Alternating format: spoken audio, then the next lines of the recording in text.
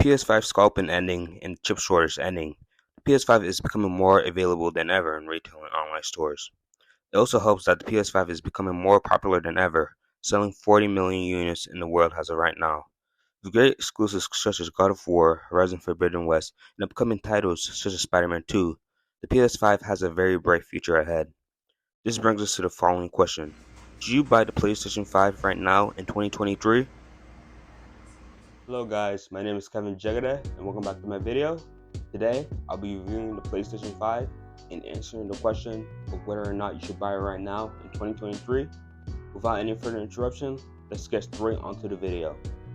First, let's start with some background information on the PlayStation 5.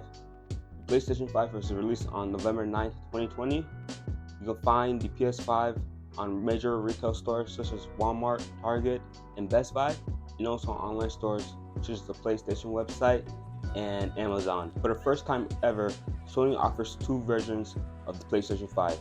There's first the traditional disc edition for those who like having both options, playing games physically and digitally.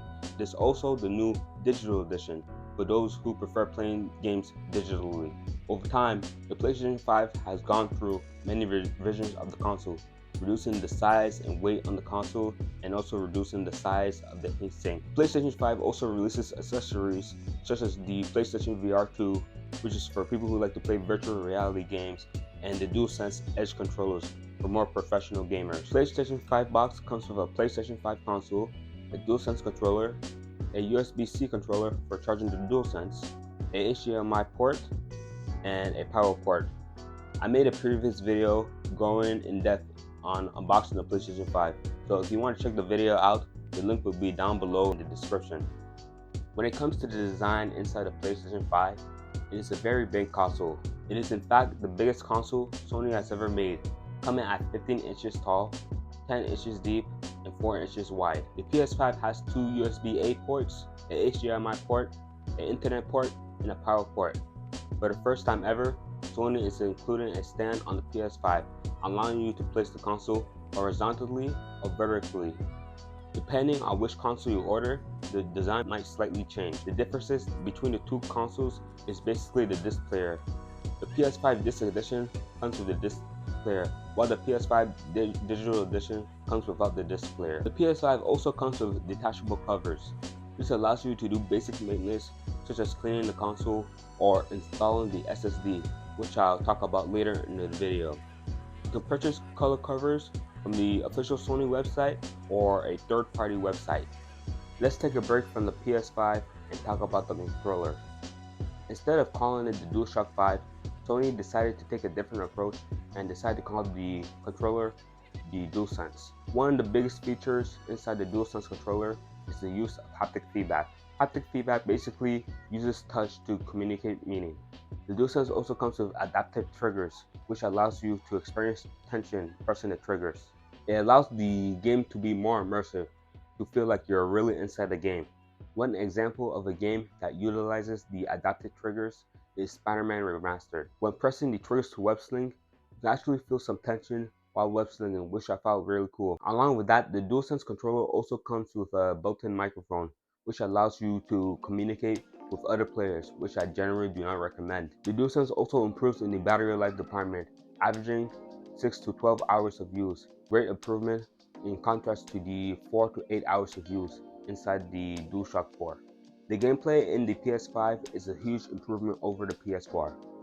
What improves inside the gameplay department is the faster load times. Playing games on your PS5 improves the load time significantly over the PlayStation 4. PS4 games on PS5 allow higher resolution, which allows you to play games at a higher frame rate. I had the PS5 for about 2 months and I never experienced any significant issues inside the console. When playing games on the PS5, the console was very quiet, which I found very convenient for me. Now I don't have to hear my console sound like a jet engine again. Next, let's talk about the user interface inside the PS5. When the user interface was released for the PS5, it generated some mixed reactions. Some hated it, some liked it. I was one of those people who liked the PS5 user interface. The PS5 have two sections where you can switch to. There's the game section where you will find your games. There's the media app, which is for home entertainment apps such as YouTube, Netflix, and Hulu. I really love that feature inside the PS5 UI because it allowed for more simplicity. Along with the simplicity, I noticed that the PlayStation 5 UI was much smoother than the PlayStation 4 UI, which I really like. One of the newest features inside the PlayStation 5 is the Control Center. The Control Center inside the PlayStation 5 is basically a quick settings app where you can quickly edit your features, which I found very convenient. It also allows you to change the settings that you want to appear on the Control Center, which I really love. What really improved from the PlayStation UI is the built-in PSN app. The PlayStation Store app on the PlayStation 5 is 1,000 times more faster than the PlayStation 4 UI. The PlayStation Store app on the PlayStation 5 is very smooth and allows me to browse seamlessly through games and applications. When it comes to the game library inside of PlayStation 5, I found the PlayStation 5 to be lacking in depth.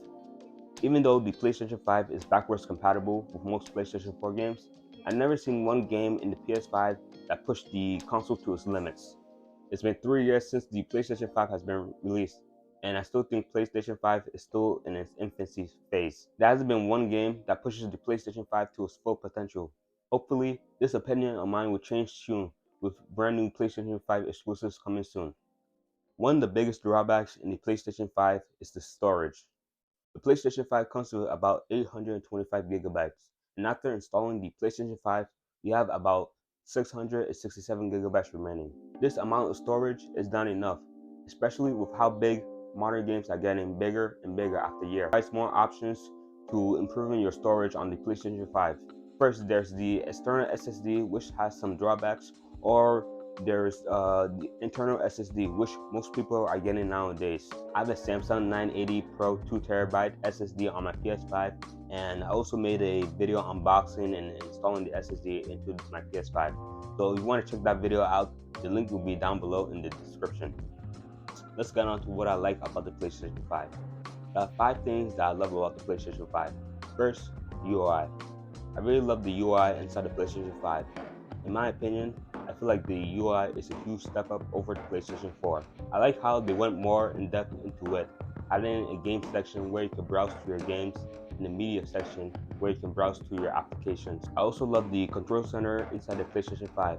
It makes my gaming experience more convenient, and also gives you the option of which settings you would like to appear on the control center, which I really love. Having the built-in PlayStation Store app on the PlayStation 5 is a big lifesaver for me.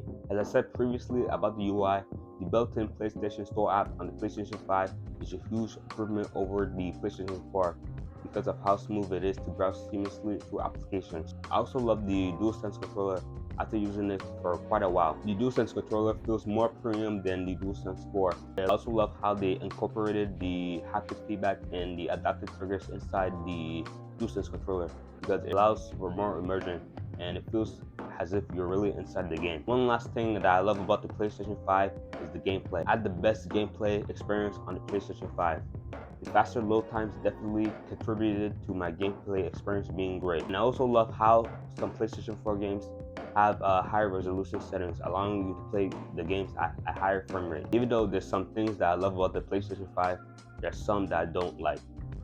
One of the biggest things that I don't like on the PlayStation 5 is the amount of storage. As I said previously about the storage, I didn't like how the PlayStation 5 came with about 845 gigabytes, especially with how big modern games are getting bigger and bigger after year. I also didn't like how I had to spend more money to increase my storage.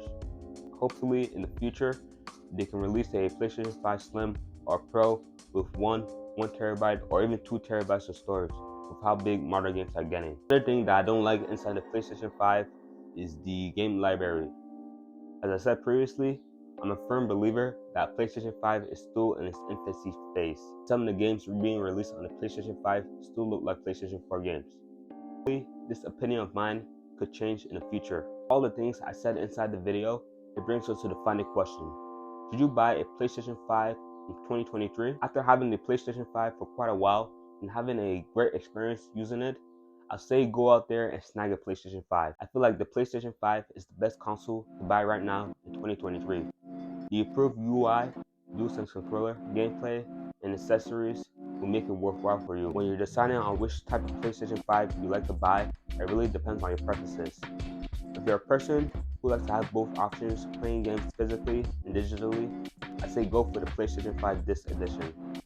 If you're a person who only likes to play games digitally, you should go with the PlayStation 5 Digital Edition. It's really that simple. That being said, that is the end of my video. If you enjoyed this video, please like and subscribe and press the notification bell so that you can get notified about my future videos.